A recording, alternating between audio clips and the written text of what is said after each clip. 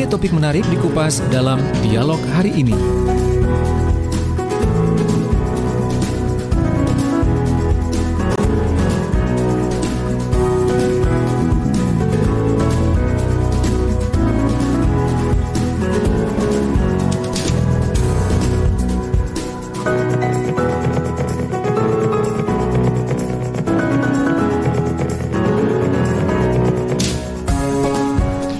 Sahabat Suara Sidoarjo, pagi ini saya Tika Amsar masih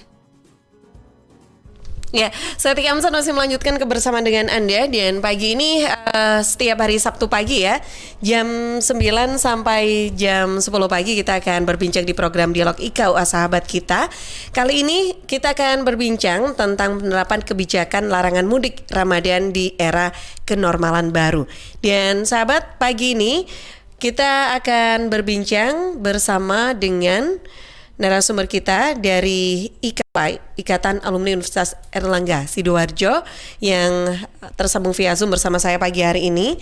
Ada Dr. Kandidat Dimas Agung Trisliatanto, SIIP MPSDM, seorang peneliti, pengamat, dan juga sekaligus pengamat sumber daya manusia, sahabat. Nah, kalau Anda penasaran dan ingin tahu bagaimana penerapan kebijakan larangan mudik Ramadan di era kenormalan baru, yuk ikuti perbincangan kita di program IKUA Sahabat Kita sampai kurang lebih 1 jam ke depan. Langsung saja pagi ini saya ingin sapa dulu narasumber kita. Ada Cak Dimas. Assalamualaikum. Waalaikumsalam warahmatullahi wabarakatuh. Ning Tika, bagaimana kabarnya? Baik. Selamat ibadah puasa. Ya, alhamdulillah, masya Allah, selamat menjalankan ibadah puasa juga untuk Cak Dimas. Nah, ini baru kali ini ya kita ngobrol ketemu lagi di suatu program khusus berdua gini ya ngobrolnya ya. Oh enggak berdua, ada teman-teman nih di studio. Juga ada sahabat Suara Sidoarjo. Iya, ini kan temanya pas banget ini Cak Dimas, karena ini kayaknya jadi perbincangan banyak orang juga sampai sekarang gitu ya, sampai banyak muncul meme-meme begitu ya, berbagai macam terkait dengan mudik begitu. Iya, ini ngobrolin dulu. Jadi masih ngomong-ngomong lagi ada di mana sekarang? Saya lagi ada di rumah ini. Kebetulan background wallpaper di belakang saya ini alma mater saya. Itu dia yang mau saya tanyakan. Bagus banget ya itu ya. Itu di mana gitu ya? Oh, ternyata alma maternya. Itu kalau malam kayak gitu ya? Apa itu ya? Biasa. Wah, keren banget itu. Sekarang tambah bagus lagi sudah. Wah, nggak kangen pengen balik ke sana? Oh, Iya, masih ya? Gimana lagi ya? Gimana? Social distancing ya. Physical distancing juga akan di sana. Hampir 2 tahun ini kampus itu tidak dihampiri mahasiswanya. Ya, ini ya harus sabar ya. Kangen sekali. Kangen ya, tapi mudah-mudahan nanti kan ini wacananya kan pertengahan tahun ajaran baru, pertengahan tahun ini kan udah mulai tatap muka lagi nih sekolah-sekolah ini, pendidikan nih. Amin, semoga. Semoga ya. Oke, baik. Kembali ke pembahasan kita, sahabat, tentang penerapan kebijakan larangan mudik Ramadan di era kenormalan baru. Nah, kebijakan larangan mudik ini memang kalau kita lihat kemarin kan jadi Mas, sebelum ada penetapan adanya kebijakan larangan mudik itu kan sempat beberapa kali ganti begitu aturannya, begitu keputusannya, surat keputusan menterinya, dan ya ini kebijakannya sempat berganti-ganti. Masih kayaknya apa bisa dibilang ini pemerintah sebetulnya juga masih galau gitu istilah anak muda zaman sekarang gitu ya untuk memutuskan hal ini. Kalau menurut Cak Dimas sendiri bagaimana melihatnya? Ya, ini kan kita melihat pada pandemi di awal tahun 2020, akhir 2019 sampai 2020. Itu kan ketika pertama kali kebijakan larangan mudik dilakukan, ya kan? Itu kan sudah ricuh, ya kan, jelas.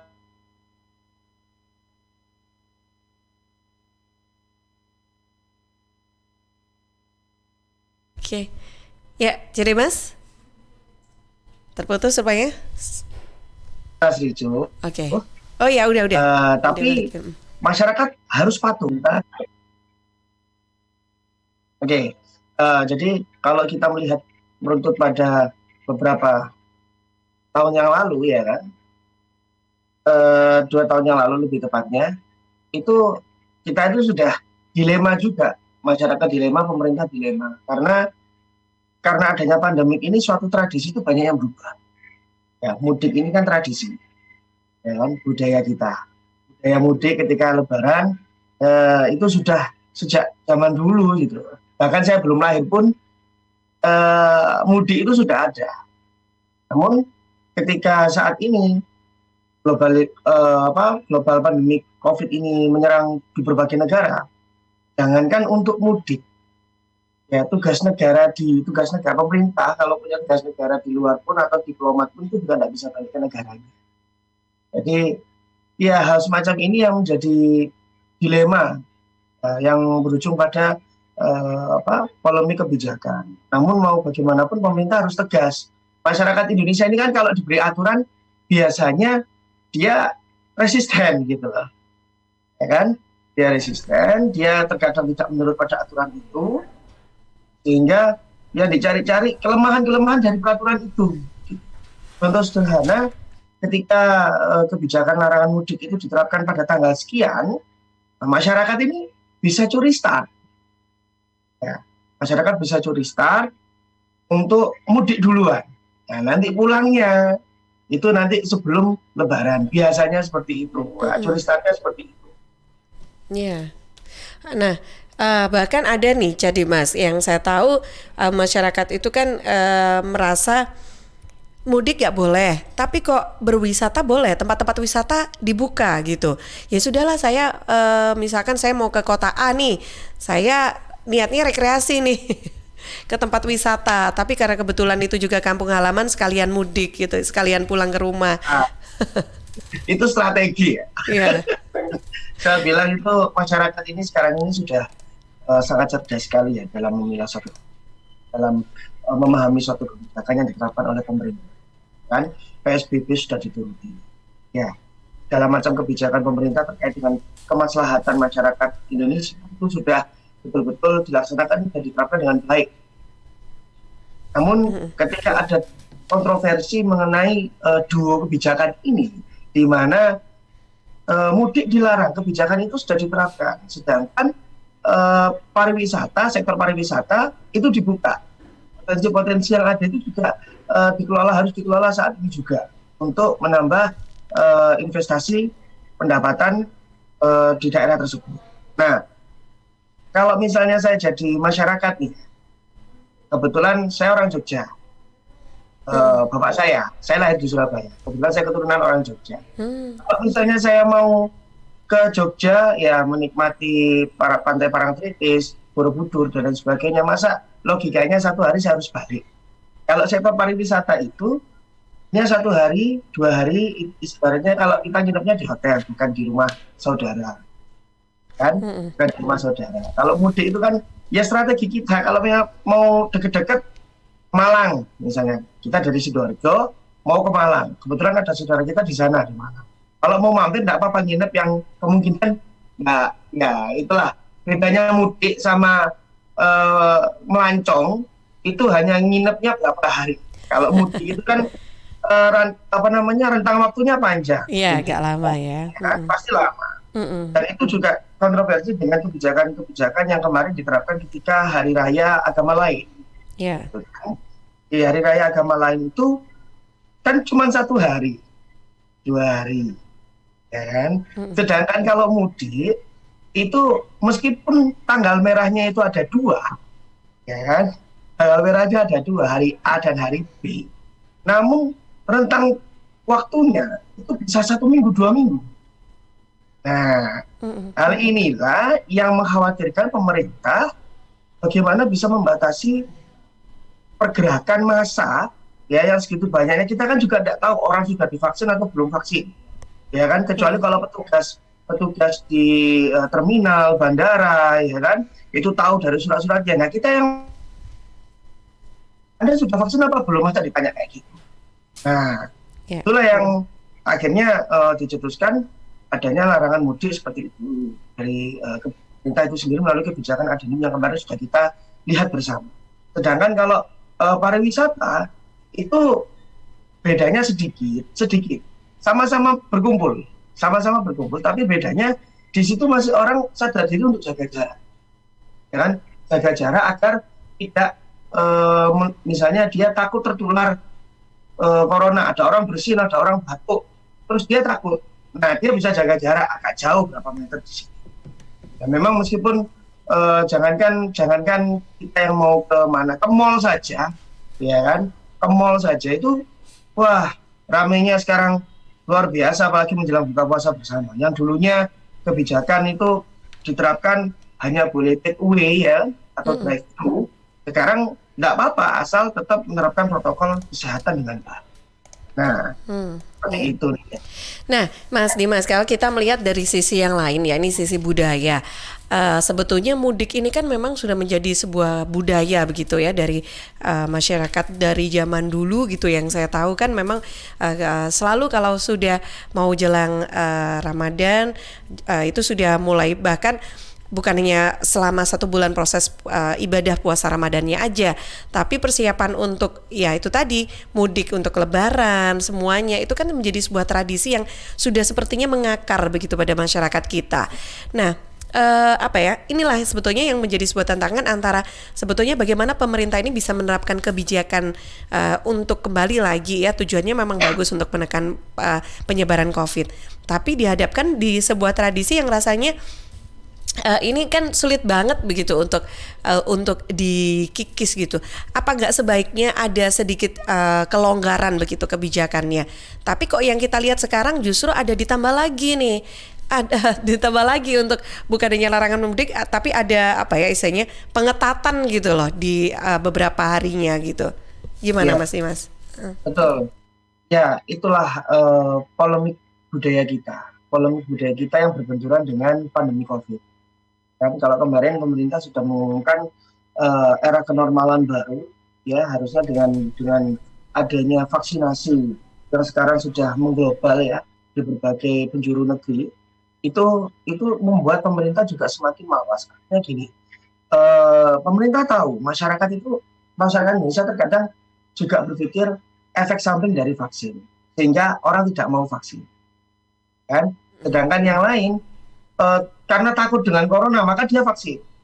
Nah, hal semacam inilah juga menjadi clash budayanya ketika orang mudik, ya kan? Orang mudik ini kan mau kumpul dengan keluarga. Tradisi kita itu sebenarnya untuk yang masyarakat Islam selain mudik itu juga kita nyiapkan Lebaran itu ya kumpul-kumpul dengan keluarga dan lain sebagainya.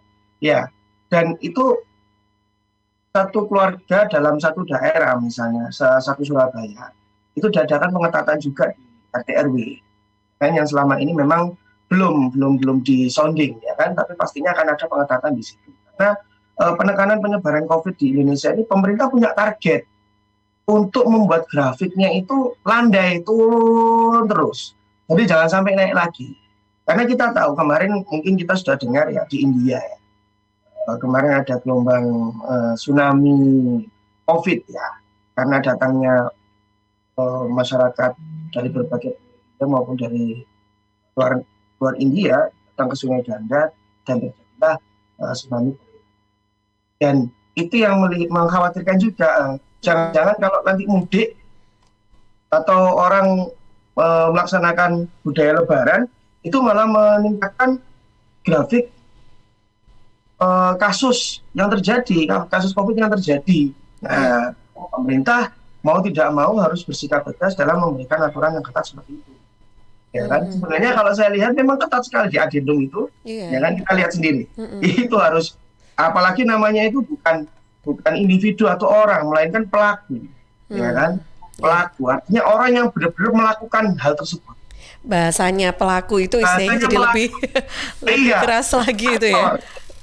Kalau kita identifikasikan ya dengan bahasa yang lain, yang lain itu aktor. Yeah. Orang yang melakukan. Ketika orang tidak melakukan, berarti dia bukan pelaku. Nah, misalnya kalau saya sama Nintika ini saudara, terus saya mau berkunjung, kita sama-sama Sidoarjo, saya Trosoko, mungkin Nintika di kota. Ya, saya berkunjung silaturahim ke Nintika. Nah, di tempatnya Nintika ini ada poin-poin penjagaan, titik-titik penjagaan, agar orang di luar Sidoarjo itu tidak boleh masuk, terutama yang di luar provinsi itu tidak boleh masuk, makan disuruh pulang. Misalnya dia sudah melewati berbagai macam titik ya, yang sudah diterapkan oleh pemerintah, bahkan di jalan-jalan tikus ya, dari jalur lintas provinsi maupun pulau ya kan. Itu ketika sudah katakanlah titik 100 ya, titik 100 itu saya sampai ke rumah Nindika di titik 100 itu.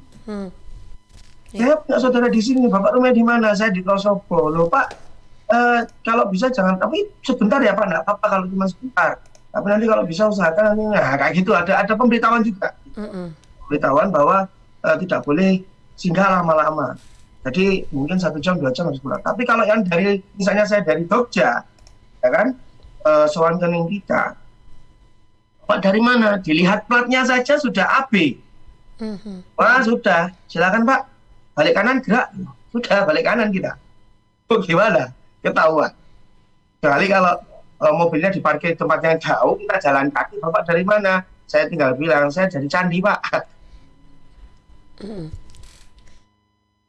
Seperti itu kadang juga diterapkan oleh masyarakat yang memang cerdas hanya untuk berkumpul dengan keluarga. Ya. Oke. Nah, ya. Nah, jadi Mas, ini kan kalau dari mudik sendiri sebetulnya kan juga dari beberapa hal lain. Sayang tadi kan dari sisi budaya nih udah kita bahas. Nah, tapi dari sisi ekonomi nih, ekonomi kan kalau kita lihat kalau mudik dilarang, bahkan yang kasihan ini kan juga para pekerja. Sarana transportasi umum ini bagaimana terus nasib mereka? Apakah sebetulnya tidak jika memang ada kebijakan larangan mudik, apakah tidak diberi solusi lain terhadap mereka para pekerja yang sebetulnya mencari nafkahnya itu puncaknya itu di mungkin dalam 1 tahun itu di seperti Ramadan, seperti Lebaran itu, mudik Lebaran gitu. Gimana aja? Betul, Nindika. Kita tahu bahwa kasus COVID ini itu juga menyerang sisi ekonomi yang luar biasa. Dampaknya luar biasa sekali. Kenapa saya bisa katakan dampaknya sangat luar biasa? Jangankan sisi ekonominya, sosialnya pun sudah tidak ada lagi. Pasti diserang juga ya. Contohnya kalau kita melihat pada para stakeholder dari berbagai macam transportasi ya, darat, laut, udara, ya kan? Itu mau tidak mau juga menerima dampaknya. Saham juga turun, ya kan? Terus juga jalur-jalur juga akhirnya tidak maksimal untuk bisa dilaksanakan perjalanan itu, ya kan? Dan juga bahkan terjadi pada PHK, ya kan? Pemutusan hubungan kerja yang itu juga tergolong sedikit dan massal, terjadi secara dalam waktu yang bersama, 1 tahun yang bersamaan. Dan ini juga mengakibatkan perekonomian mau tidak mau harus menurun, ya kan? Ini sudah fakta, ya. Penurunan ekonomi Indonesia ini juga sudah fakta. Maka mau tidak mau stakeholder ini harus survive gitu loh untuk mempertahankan perusahaannya yang bergerak di bidang transportasi, ya kan? Biasanya mau tidak mau ya itulah yang terjadi karena COVID ini menyerang semua, ya kan? Maka nanti adanya imunitas ekonomi di berbagai perusahaan yang stakeholder punya itu juga akan dilakukan oleh pemerintah. Jadi pemerintah itu bergerak di segala sektor, ya, bergerak di segala sektor untuk mempertahankan semua. Bagaimana caranya mereka pemerintah ini harus bisa tegas untuk memerangi ini dari sisi yang lain, gitu, memerangi pandemi COVID ini dari sisi yang lain, meskipun itu harus mau tidak mau masyarakatlah yang nanti akan menjadi sasarannya. Karena memang virus ini menyerang masyarakat. Virus ini menyerang masyarakat. Kalau misalnya kita bekerja, misalnya kalau pemerintah membiarkan ya melakukan, kalau misalnya kasus di masyarakat ini semakin naik, pemerintah yang disalahkan. Nah, kembali lagi pemerintah yang disalahkan. Nah, pemerintah ini juga sudah sangat optimal sekali ya kalau saya menilai untuk melakukan segala macam peraturan ya, menerapkan segala macam peraturan baik dari berbagai macam sektor ya, sektor ekonomi, perdagangan, perindustrian dan lain sebagainya sampai ke pariwisata, sosial budaya, itu sudah sangat, saya bilang itu saya mengacungi jempol, saya mengacungi jempol untuk hal tersebut. Kenapa? penerapan itu untuk kemaslahatan masyarakat. Dan lagi masyarakat Indonesia ini memang karakteristiknya itu semakin diberi aturan, semakin diketatkan dengan aturan, mereka semakin resisten. Ya, itu sudah karakteristik sebagian, saya bilang sebagian individu yang ada di masyarakat Indonesia. Dan sisi lain dari hal tersebut, itu juga menyerang UMKM gitu. Itu juga menyerang sektor UMKM juga. Nah, jangankan yang sektor perusahaan yang seperti itu yang bergerak di bidang transportasi, UMKM pun itu juga mengalami degradasi keuntungan, kan? Ya yang awalnya wah ini sudah diperkirakan naik 2 kali lipat, 3 kali lipat keuntungannya ketika Ramadan, ternyata karena adanya social distancing, physical distancing turun, ya kan? Tidak seperti tahun-tahun sebelumnya. Orang jualan pun juga mau tidak mau harus bertahan dengan hal tersebut, dengan kondisi tersebut. Gitu. UMKM ini juga membutuhkan imunitas, ya. Dan itu sangat miris sekali kalau saya lihat selama 3 tahun belakangan. Nah, padahal kan di tempat-tempat sarana transportasi ini kan mereka sudah melakukan berbagai upaya untuk tetap menerapkan protokol kesehatan. Harusnya kan ini bisa menjadi solusi begitu. Jadi pada saat ada warga yang akan bepergian menggunakan transportasi umum kan juga sudah ada tesnya seperti itu. Dan penerapan protokol kesehatannya juga kalau kita lihat juga sudah sangat diterapkan begitu. Jadi Mas. Iya. Itu kalau kita lihat tujuannya kan bukannya penumpang naik kapal misalnya, atau naik pesawat, atau naik bis gitu. Pasti ditanya, mau kemana? Kalau mau kemana ini? Tiket dilihat. Saya mau ke Semarang, saya mau ke Jogja. Oh, sebentar Pak, sudah melakukan tes. Alur prosedur yang sudah tertulis di adendum surat keputusan yang sudah ditetapkan oleh pemerintah tersebut, itu benar-benar ketat sekali loh. Ketat sekali. Jadi bukan tujuannya yang nanti akan ditanya, tapi niatnya. Kenapa ke sana? Kenapa ke sini Pak? Bapak mau mudik? Oh, Bapak itu akan terkesan kalau dari alur tersebut itu kan sangat sulit sekali ya. Bukan dipersulit, tapi sangat sulit sekali. Ya karena harus di jam yang sama 1 kali 24 jam ya kan, hasil tes PCR dan lain sebagainya itu juga harus ada. Itu aja sudah, orang mau berangkat saja sudah mengeluarkan banyak biaya gitu kan. Dan tidak murah loh. Ya, apalagi bagi orang yang dia itu dia bekerja, dia melakukan sebagai masyarakat urban di satu kota, dia mau balik ke kampung halaman, itu juga pasti mikir-mikir lagi. Wah, strategi pemerintah memang seperti itu, terkesan memang tidak ketat, namun prosesnya yang kalau bisa dibilang itu ribet. Kan bisa membuat orang kewalahan itu. Makanya lebih baik bagi masyarakat memang saat ini kita sabar dulu. Kita harus benar-benar sabar bagaimana masih pemerintah ini tetap komitmen untuk menghilangkan COVID dari negeri ini. Ya. Dan membuat grafik kasus COVID itu semakin landai turun di batas minimum sampai minus, akhirnya kita sudah betul-betul menghadapi era kenormalan baru. Yang sebenarnya boleh asalkan gini tenggat waktunya juga sedikit bukan diperpanjang tapi sedikit dipersempit waktunya gitu kan, yang awalnya biasanya kita itu 2 minggu mungkin cuma seminggu, terus balik pun juga nanti akan diatur ya kan, arus mudiknya itu ya semua akan diatur dan dikelola secara baik oleh pemerintah. Oke, baik. Ya, nah sahabat, pagi ini kita masih di program IKUA Sahabat kita ya. Untuk Anda yang ingin bergabung, silakan boleh ke WhatsApp ya, redaksi Suara Sidoarjo 08113091009, atau juga lewat line telepon langsung bisa ya di 0318961514. Via Zoom juga ada yang bergabung kah? Ya, oke, belum ada ya. Saya ke redaksi dulu. Ada yang sudah bergabung di redaksi Suara Sidoarjo? Silakan. Ya, ada satu pertanyaan dari Kevin di Porong. Bagaimana tanggapan Bapak mengenai cuti mudik yang sudah diambil saat Ramadan? Oke, jadi cuti mudiknya diambil dulu mungkin sebelum kebijakan itu ada gitu kali ya.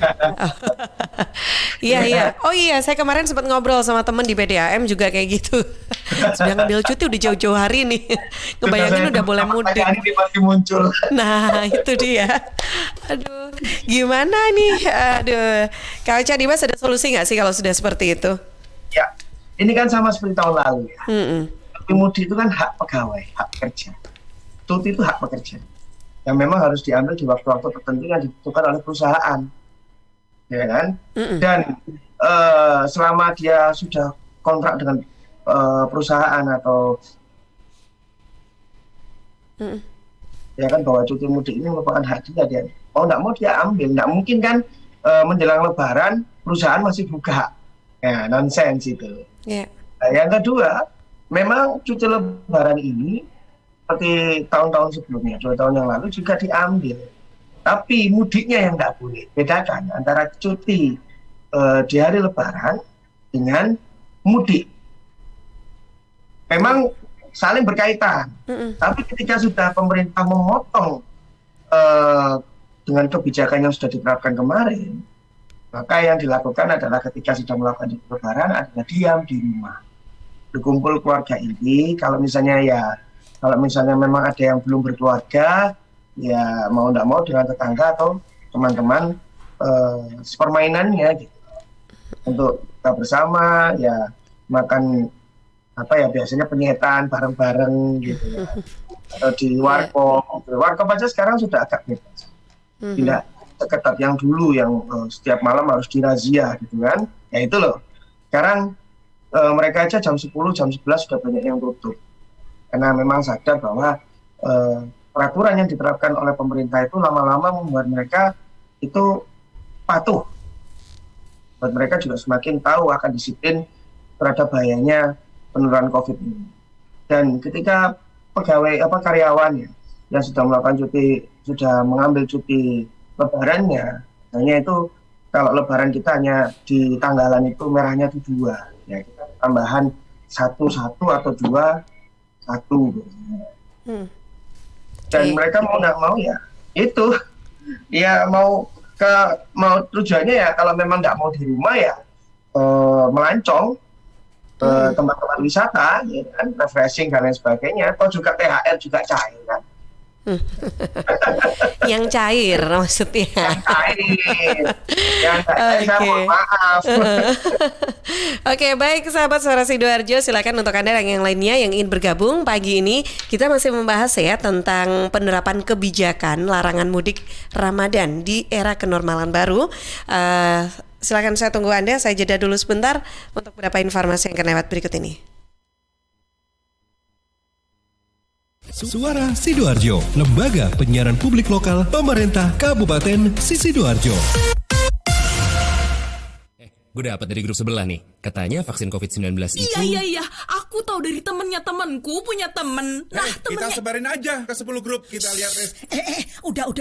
Infonya COVID kayaknya nih. Ini apa sih? Berita COVID dari mana nih? Jangan-jangan hoax lagi. bener nggak? Masa Hoax sih? tuh, hoax. Waduh, Hati-hati hoax nih. nih. Masa sih?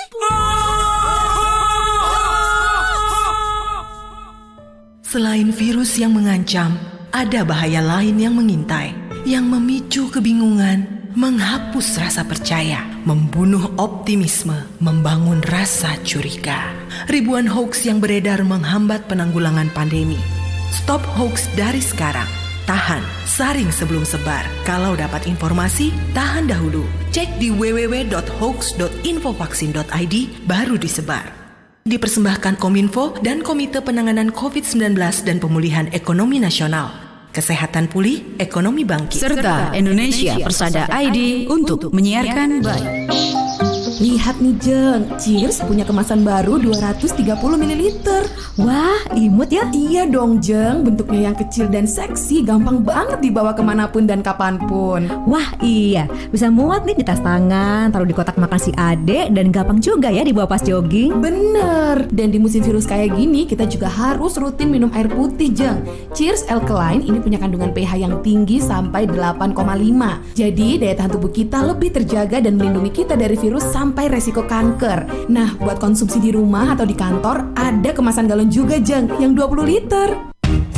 Untuk pemesanan area Surabaya hubungi kami di telepon 0807 124 3377 atau WhatsApp ke 0877 77 24 3377. Bagi Anda yang ingin bergabung menjadi partner Cheese, bisa hubungi 031 84 95 888. Anda di rumah aja ya, biar kami yang ngantar. Cheers Alkaline Powered 230 ml, seksi, healthy, easy. Solusi terbaik untuk rumah kos di Sidoarjo, Graha Sakinah Syariah. Hunian kos premium dengan harga terjangkau dan terbuka untuk semua kalangan. Harga mulai 1 jutaan per bulan. Lokasi di tengah kota berkonsep syariah, fasilitas lengkap, aman dan nyaman. Parkir luas, dapur bersama, jemuran, akses 24 jam dan dilengkapi dengan jasa laundry. Graha Sakinah Syariah. Juga menyediakan kos harian mulai 150.000 per hari. Tetapi untuk pasangan belum menikah tidak diizinkan. 4 lokasi terbaik Graha Sakinah Syariah bisa jadi pilihan terbaik untuk hunian kos Anda. 3 unit di Kelurahan Magersari, Kecamatan Sidoarjo, dan 1 unit di Perumahan Pondok Jati, Desa Pagerwojo, Buduran, Sidoarjo. Khusus di Perumahan Pondok Jati dilengkapi dengan resto. Booking sekarang juga dan pastikan hunian kos syariah aman dan nyaman jadi pilihan. Hubungi Abah Bandi di 081 230 55052.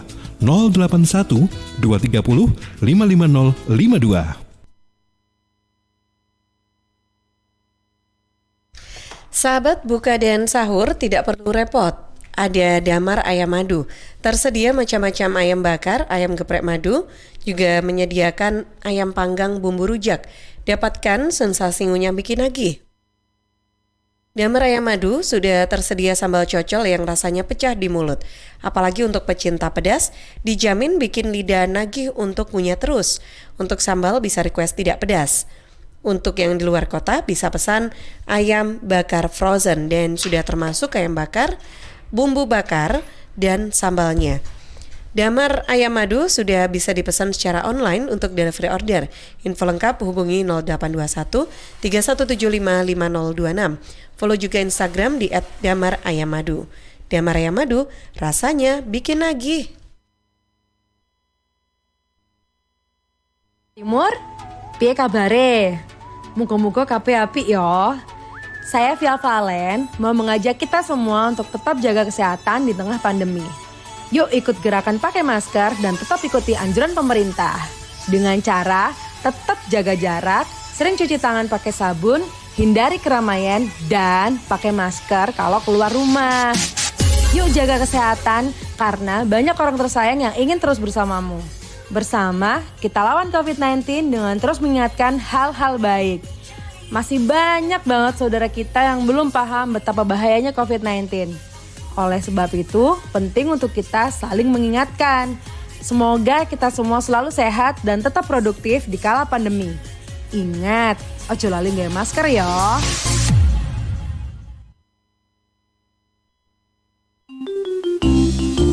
Tisu, masker, hand sanitizer, apalagi ya? Situ mau kerja atau mau camping sih? Kayak mau naik gunung aja. Hello, selama ini kemana aja? Ini yang perlu disiapin buat adaptasi kebiasaan baru alias new normal. Sekarang ini kita kudu dan harus terbiasa dengan kebiasaan hidup sehat, bersih, sesuai protokol kesehatan. Saat ini kita dalam perubahan pola hidup dalam situasi pandemi COVID-19. Jadi kita perlu melaksanakan adaptasi kebiasaan baru atau protokol kesehatan dalam kegiatan sehari-hari. Jangan lupa pakai masker, tetap jaga jarak, sering cuci tangan pakai sabun dengan air mengalir. Sediakan hand sanitizer kemana-mana. Kalau flu, di rumah saja. Nggak perlu bersalaman, say hello saja. Kalau nyampe di rumah, langsung mandi. Gunakan uang elektronik kalau naik kendaraan umum, jaga jarak. Balita atau lansia di rumah saja. Ayo menuju new normal dengan melaksanakan protokol kesehatan dan menerapkan adaptasi kebiasaan baru. Hei, udah jam berapa nih? Kebiasaan telat juga masuk new normal ya? Ada yang kurang satu, uang sakunya belum. Iklan layanan masyarakat ini persembahan Dinas Kesehatan Kabupaten Sidoarjo. Sahabat yang suka pai, perlu coba pai buatan Pawon Sumringah. Menyediakan aneka pai brownies, pai susu, pai buah, pai buatan Pawon Sumringah dari bahan-bahan pilihan dengan mengutamakan kualitas rasa. Dikemas dalam box koko yang dapat melindungi pai tetap utuh. Harga terjangkau dengan rasa yang terjamin. Info pemesanan hubungi 0857 3111 6191. Follow Instagram di @pawonsumringah dan Facebook Pawon Sumringah. Pawon Sumringah nikmatnya sejak dari mata turun ke lidah. Suara Sidoarjo, Lembaga Penyiaran Publik Lokal Pemerintah Kabupaten Sidoarjo. Sahabat kita masih di program IKUA Sahabat kita tentang penerapan kebijakan larangan mudik Ramadan di era kenormalan baru. Inilah yang kita bahas ya pagi ini, masih dengan Cak Dimas nih dari IKUA, Ikatan Alumni Universitas Erlangga Sidoarjo, begitu Cak Dimas ya? Oke. Baik, nah pagi ini ada yang sudah bergabung lagi di redaksi belum? Oke, baik. Nah, jadi bahas tentang kebijakan larangan mudik. Ini kan sebetulnya bukan hanya kita ya di saat Ramadan seperti ini untuk untuk nantinya di Lebaran Idul Fitri, tapi kan sebelum-sebelumnya juga terkait dengan umat beragama lain juga yang menjalankan ibadah, yang merayakan hari rayanya pun juga kan himbauannya juga seperti itu sebetulnya. Untuk tidak melakukan perjalanan itu sebetulnya kan juga sudah ada begitu. Tapi kenapa masyarakat ini sekarang justru semakin terlihat banyak yang ada yang merasa kok begini aturannya begitu. Nah, padahal juga sebetulnya tidak ada juga beberapa kalangan masyarakat yang mendukung kebijakan dari pemerintah. Nah, menurut mereka yang merasa ini terlalu memberatkan adalah karena mereka sudah jenuh begitu. Tahun lalu tidak bisa mudik dan kali ini sepertinya sudah mulai terbiasa ya dengan penggunaan protokol kesehatan dengan istilah virus COVID-19 ini begitu. Dan bahkan sudah ada vaksin begitu. Nah, bagaimana Cak Dimas? Kalau sebenarnya ada tujuan terselubung dari pemerintah menerapkan kebijakan larangan mudik itu salah satunya adalah menyelamatkan ekonomi rumah tangga. Oke, lebih lingkupnya ke rumah tangga begitu ya? Kalau smoothnya secara halus ya, itu tujuan yang tidak terlihat yang dirasakan oleh masyarakat itu terselamatkan ekonomi. Karena apa? Misalnya dia bekerja terus karena pandemi COVID ini, mohon maaf, ada yang di PHK, ada yang gajinya tinggal separuh, ada yang pokoknya bermacam-macam kesulitan ekonomi di tempat pekerjaannya yang muncul. Dan mudik itu untuk tidak mudik, masyarakat yang tidak melakukan mudik sebenarnya adalah salah satu alternatif yang sangat positif. Kenapa? Yang pertama dia hemat akhirnya. Dia hemat, dia hanya beli atau buat jajan ya, buat kue-kue disediakan di ruang tamu. Ada tamu datang, tetangga datang, saudara datang yang dari satu wilayah, ya, dalam satu wilayah dia datang, silaturahim, udah, ya kan keberkahan itu masih bisa dirasakan. Sekarang juga hal tersebut juga sebenarnya kalau kebijakan larangan mudik ini kalau kita esensikan secara negatif ya negatif, ya. Mindset kita juga akhirnya negatif, menyalahkan pemerintah. Tapi kalau misalnya masyarakat kena COVID, pemerintah yang disalahkan, tetap disalahkan. Gimana kita pemerintah harus melakukan sesuatu yang benar untuk tidak disalahkan oleh masyarakatnya dengan cara menerapkan kebijakan-kebijakan yang sifatnya memang ketat untuk mengurangi angka kasus tersebut. Dan lagi sebenarnya sekarang itu kita lupa bahwa budaya mudik itu sedikit tergeserkan oleh adanya teknologi. Sekarang sudah ada WhatsApp video call, ada Skype, kita sudah ada Zoom dan lain sebagainya. Itu menjadi sebuah solusi yang sangat positif dalam hal pembatasan jarak, social distancing-nya. Misalnya, kalau ya memang kendalanya hanya sinyal internetnya saja dan wilayah kampung halaman kita. Kalau dia yang di perbukitan gunung jelas sangat susah sekali sinyalnya. Tapi kalau yang dia masih di daerah-daerah dekat dengan perkotaan gitu kan, yang memiliki sinyal internet yang cukup mumpuni, video call saja sudah mengobati rasa kangen. Kan banyak sekali tujuan-tujuan positif yang memang ada di balik penerapan kebijakan tersebut. Jadi jangan diesensikan negatif-negatif saja. Kalau diesensikan negatif ya pasti ya munculnya meme-meme negatif itu juga karena adanya hal tersebut. Tapi kalau memang kita sikapi ya, kita sebagai masyarakat sendiri menghargai usaha pemerintah, kan, otomatis mau tidak mau kita harus mematuhi segala macam peraturan yang memang sudah dibuat oleh pemerintah untuk kebaikan kita. Benar, iya. Oke, nah jadi Mas ini ada 2 pertanyaan yang sudah masuk ya. Ada 2 sahabat yang sudah bergabung dengan kita. Saya langsung bacakan aja ya teman-teman ya. Saya yang bacakan coba untuk 2 yang masuk ini. Yang pertama ini ada Pak Musaki yang ada di Sukodono, Sidoarjo. Assalamualaikum Kang Dimas. Waalaikumsalam warahmatullahi wabarakatuh. Salam kenal dari saya Pak Musaki yang ada di Sukodono. Salam sehat untuk Mbak Tika. Terima kasih Pak Musaki yang ada di Sukodono. Nah ini untuk pertanyaannya, melihat dengan kondisi yang ada sekarang, penerapan tentang larangan mudik ini, kalau kita ingat dulu pada saat jelang adanya larangan mudik itu diawali juga dengan adanya isu tentang era normal baru atau new normal. Nah, ini apakah hanya sekedar euforia saja yang memang dibuat untuk masyarakat bisa tenang dan mendukung kebijakan pemerintah untuk larangan mudik supaya bisa dalam waktu dekat COVID-19 itu benar-benar sudah tidak ada. Tapi kenyataannya sampai saat ini pun COVID juga masih ada. Bahkan sudah adanya vaksin, tetap saja COVID ini masih ada. Ini tidak kita pungkiri.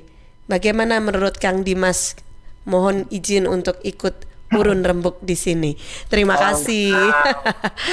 Ya, Pak Musaki yang ada di Sukodono. Satu lagi langsung Cak Dimas ya, saya bacakan juga ada Bu Vina yang ada di Bluru Kidul. Ya, terima kasih Bu Vina. Oke, Assalamualaikum, selamat pagi Kang Dimas dan juga Mbak Tika. Saya Bu Vina yang ada di Peluru Kidul. Senang sekali dengan pembahasan pagi ini yang disampaikan oleh Mas Dimas ini, benar sekali ya. Kita harus positif berpikirnya dan selalu mendukung kebijakan-kebijakan dari pemerintah. Karena ini tentunya untuk kebaikan kita bersama, sabar sehingga COVID ini sudah tidak ada, dan kalau misalkan tahun depan kita bisa mudik, ini pun juga dalam kondisi yang tenang, tidak kepikiran apapun. Oke, baik, terima kasih Bu Vina di Bluru Kidul, Sidoarjo. Silakan Cak Dimas, boleh ditanggapi dulu. Salam kenal Pak Musaki ya, sama Bu Vina. Bu Vina, iya. Kalau saya tadi menanggapi dengan pertanyaan Pak Musaki ini, sebenarnya era kenormalan baru itu sudah ada di tahun lalu, tahun 2020. Kenapa? Sebenarnya bukan euforia yang terlalu wah gitu juga ya, karena yang pertama itu kita itu menghadapi sesuatu yang tidak kasat mata. Virus corona ini tidak tampak. Dia juga jenisnya itu seperti makhluk sekasat setan juga enggak. Jadi mikroskopis. Kalau misalnya orang kena, apa kita tahu?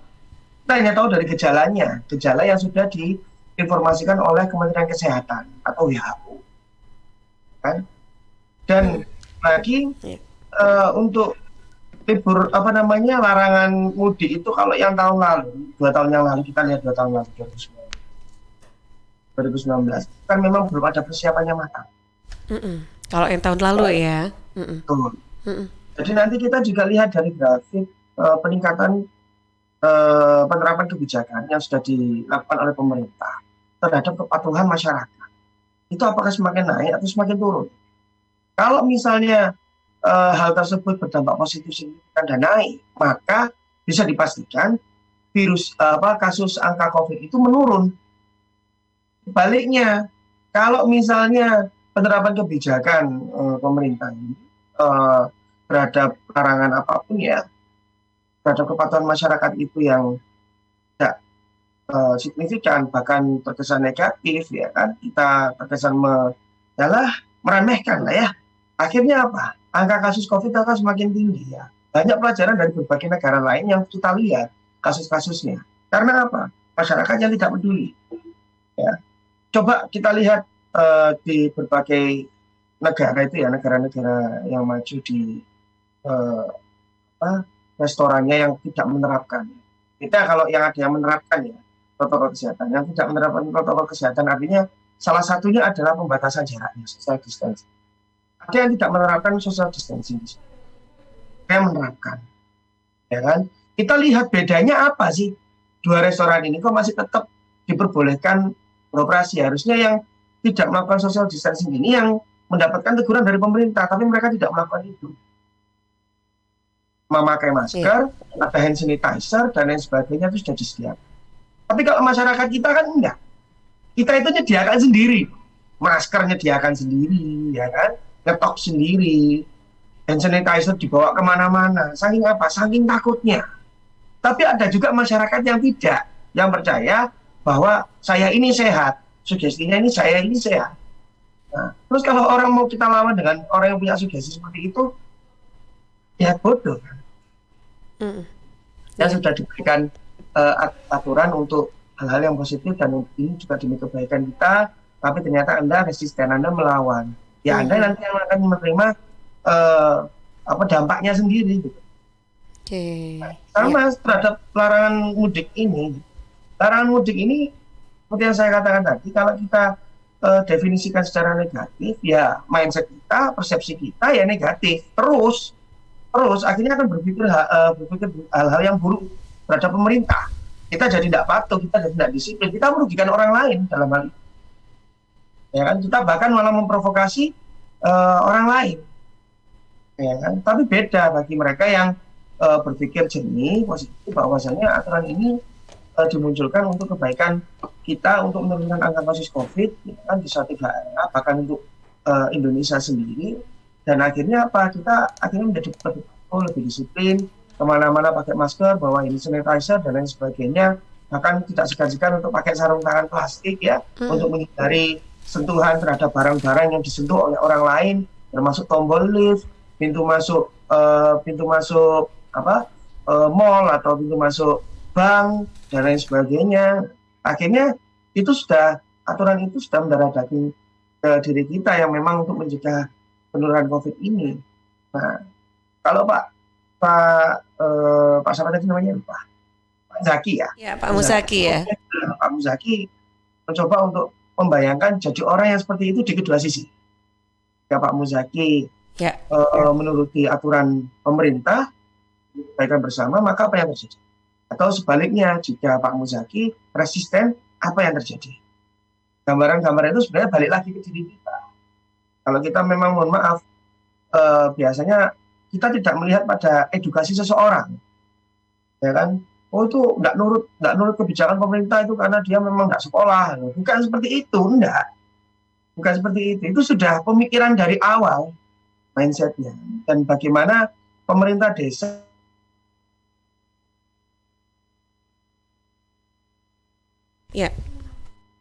melakukan sosialisasi secara berkala dan terus kepada masyarakatnya, sehingga masyarakat itu punya kesadaran diri yang sangat tinggi terhadap pencegahan COVID ini. Seperti itu. Karena kita tahu bahwa kebijakan larangan mudik ini pasti sampai masyarakat ya di bawah. Tapi bagaimana alur sosialisasinya bisa dilakukan, tidak ujuk-ujuk adendum itu di-share di WhatsApp group, ya kan? Di WhatsApp, terus di media sosial dan lain sebagainya. Iya kalau orang paham teknologi. Ya kalau dia di baby boomers, di generasi baby boomers atau generasi yang tidak paham teknologi atau dia gagap teknologi, kayak yang terjadi ngapain sih? Kok gini-gini lagi ya? Pikirannya pasti seperti itu. Gak ada sosialisasi secara langsung. Oke. Wah seru, Cak Dimas. Ini kalau ngobrolin tentang mudik ini memang kayaknya waktu 1 jam kurang ini memang. Tidak terasa ini kita sudah masuk di sesi akhir. Cak Dimas boleh diberikan untuk closing remarks-nya dulu dari apa yang sudah kita bahas pagi ini. Silakan. Ya, ini ada senior saya kebetulan ada Mbak Novita senior saya, dan beliau ini merupakan seorang praktisi ya, Pak Kawan di Erlangga, sangat saya hormati. Ya. Dan di sini kita tahu bahwa masyarakat Indonesia itu sebenarnya saat ini sudah tidak perlu khawatir terhadap virus COVID, karena kita tahu bahwa pemerintah sudah mengoptimalkan banyak hal terkait dengan kebijakan yang diterapkan maupun vaksinasi yang sudah benar-benar dilaksanakan di masyarakat. Tinggal masyarakatnya sendiri penerimaannya bagaimana, termasuk juga terhadap penerapan kebijakan larangan mudik ini. Masyarakat ini masih mau menurut atau tidak, sudah menjadi jawaban terhadap diri mereka sendiri. Maka dari itu pesan saya, demi kebaikan, kemaslahatan masyarakat kita semua, ya, maka kita harus bisa mematuhi adanya penerapan kebijakan larangan mudik. Era kenormalan baru, kita sudah benar-benar masuk di era kenormalan baru. Tinggal nanti bagaimana era kenormalan baru ini benar-benar bisa menyelesaikan era pandemi COVID yang kemarin-kemarin. Dan itu juga paling tidak kita bisa membantu pemerintah untuk memerangi ini hingga hilang di bumi Nusantara. Amin, amin ya rabbal alamin. Mudah-mudahan ya harapan kita semua. Ya, Dimas terima kasih banyak atas waktu dan sharingnya juga pagi hari ini. Mohon maaf tadi kalau ada yang sudah bergabung, saya belum sempat untuk bacakan pertanyaan yang sudah masuk. Terima kasih yang sudah bergabung juga. Mudah-mudahan apa yang sudah kita diskusikan bersama pagi ini bermanfaat. Apa yang sudah disampaikan oleh Cak Dimas ini juga bermanfaat ya untuk kita semua yang menyimak program KUA Sahabat Kita pagi ini. Salam sehat selalu untuk Cak Dimas. Selamat menjalankan ibadah puasa Ramadan ya, mudah-mudahan dilancarkan. Amin, amin ya rabbal alamin. Iya, sampai jumpa lagi. Sama teman-teman di sana. Insyaallah siap. Ya. Waalaikumsalam warahmatullahi wabarakatuh.